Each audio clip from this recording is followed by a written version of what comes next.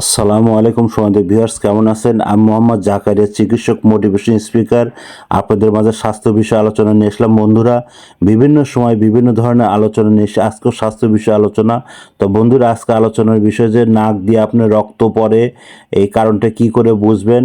তাহলে এই ভিডিওটা প্রথম থেকে শুরু করে শেষ পর্যন্ত না টেনে শুনবো। প্রথমে একটা লাইক দিব, সাবস্ক্রাইব করব, নোটিফিকেশন অন করব, পেজে ফলো দিব। তাহলে স্বাস্থ্য সম্পর্কের নোটিফিকেশন আপনাদের কাছে পৌঁছে যাবে। তাহলে বন্ধুরা মনোযোগ দিয়ে শুনুন, কেন নাকের ইনফেকশন বা আপনার এই রক্তগুলো বের হয়।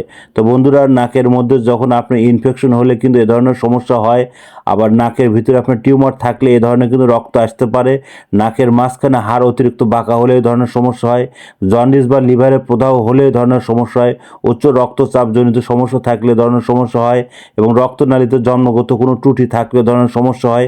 রক্তের বিভিন্ন রোগ থাকলে এ ধরনের সমস্যা হয়। এবং নাকে আঘাতজনিত কারণে রক্ত পড়লেও কিন্তু পড়তে পারে। এবং নাকে অপশনজনিত কারণে কিন্তু এই সমস্যা হয়।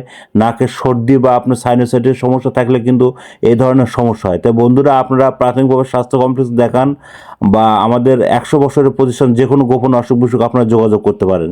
তো বন্ধুরা, এতক্ষণ মনোযোগ সহকারে দেখার জন্য সবাইকে থ্যাংক ইউ, সবাইকে ধন্যবাদ।